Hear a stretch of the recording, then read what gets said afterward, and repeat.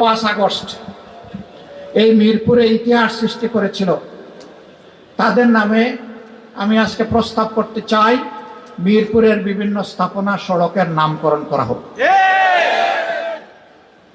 অন্তত এটুকু স্মরণীয় হয়ে থাকবে, তাদের আপনজনরা ঘর থেকে বের হলে ওইটুকু দেখলে বুঝবে যে এদেশের সরকার এবং জনগণ তাদের আপনজনের ত্যাগকে মূল্যায়ন করেছে। আপনারা কি এটা চান? যারা হাত তুললেন না তারা চান না? মানে হাত সবাই তুলছে আর কি, একটু দেরি করে। তার মানে আপনারা সবাই চাচ্ছেন। আমরা সরকারের কাছে এই দাবি জানালাম, সরকার যদি এটা করে মোবারকবাদ। আমরা বলেছি সরকারের সকল কাজে ধন্যবাদ দিব, অভিনন্দন জানাবো, খারাপ কিছু হলে প্রতিবাদ করব, শক্তি থাকলে প্রতিরোধ করব, এটা আমাদের অঙ্গীকার। যদি সরকার এটা করে আলহামদুলিল্লাহ, ধন্যবাদ জানাবো। যদি না করে আল্লাহ আমাদেরকে কোনো সময় তৌফিক দিলে আমরা করব ইনশাআল্লাহ। প্রিয় মিরপুরবাসী, আমি আপনাদেরই একজন। আপনাদের সুখে দুঃখে আপনাদের সাথে লেগে থাকা আমার কাজ। আমার পরিচয় দেওয়া হয়েছে যে আমি জামাতে ইসলামের আমির, আমি সংসদের বিরোধী দলীয় নেতা। এই আসনের ভাই বোনেরা যদি আমাকে তাদের মূল্যবান ভোট দিয়ে, ভালোবাসা সমর্থন দিয়ে আমাকে যদি সংসদে না পাঠাতেন, আমি কি সংসদে এই দায়িত্ব পালন করার উপযুক্ত হতাম?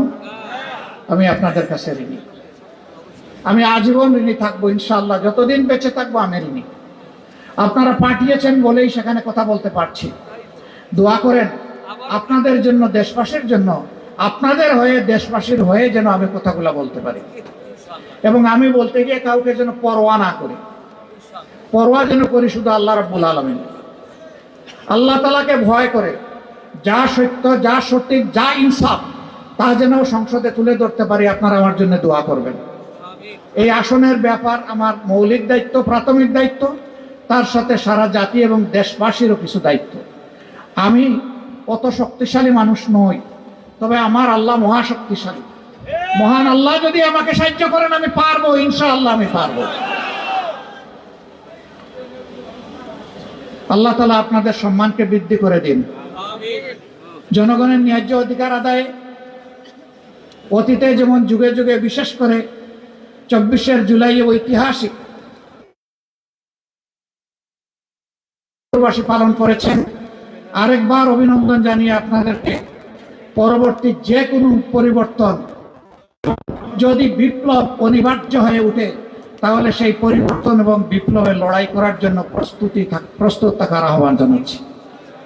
আপনারা প্রস্তুত থাকবেন? আমি আছি, আমি আপনাদের পিছনে থাকবো ইনশাআল্লাহ।